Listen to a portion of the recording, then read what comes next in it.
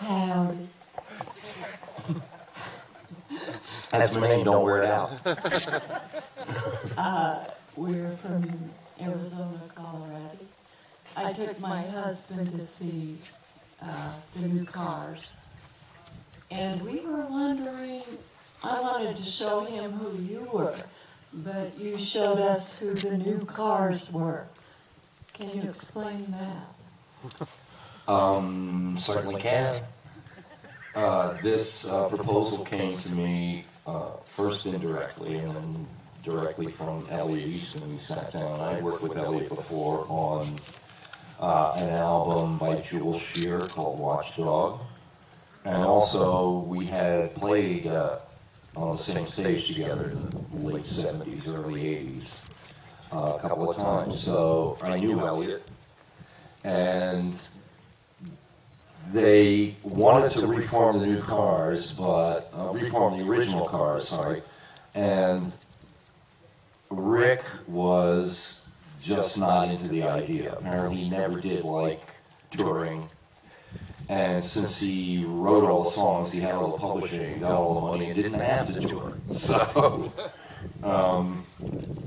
he was not into it, and they started looking for other people to front the band, and eventually my name came up, and I was at a particular point career-wise, I think immediately prior to doing the new cars, and I was on that tour at the time, was the tour with Joe Jackson.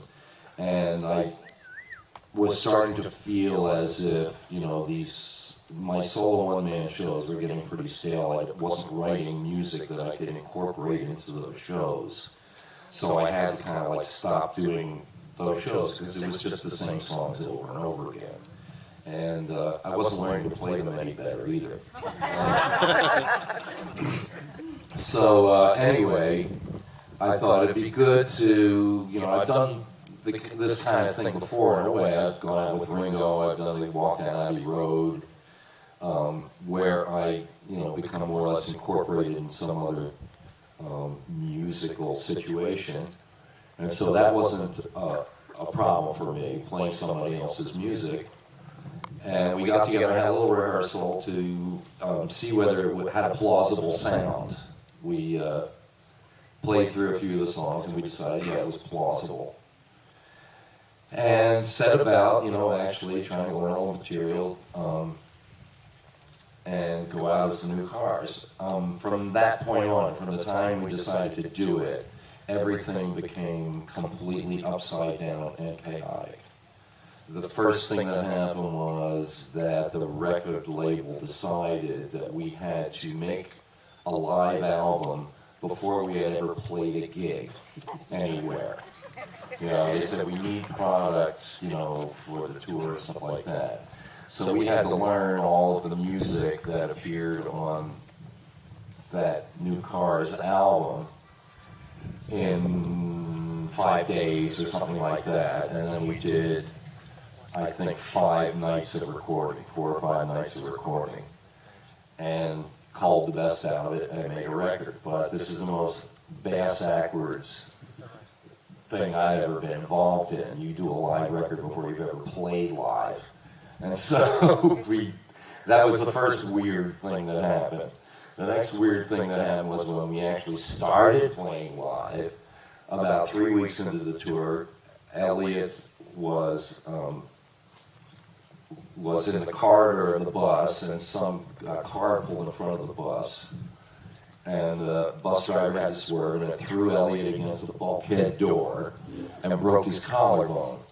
Now, I have to say he was especially brave because, fortunately, he's a left-handed guy, and it broke his left collarbone, which means his guitar strap was on his right shoulder, and he was a real troop. He went through a couple more gigs, but essentially it was like poking up out of his, you know. Hadn't broken the skin, but it was well separated, you know. And you know, went to the doctor, and the doctor said, cut it out. You got to go under the knife, you know, and get this fixed. So our summer tour just ended like that. But the debts didn't end, you know. All the money, you know, that we owed to people, you know, for getting this whole thing on the road, that didn't end. So ever since that happened, every gig we've been doing has been like playing financial catch-up. And, you know, sometimes we almost didn't get paid. You know, we were doing a gig for somebody else, so somebody else could get their money. And after a while, no matter how much you like the music, it's just impractical, you know. My mom wasn't getting her $500 check.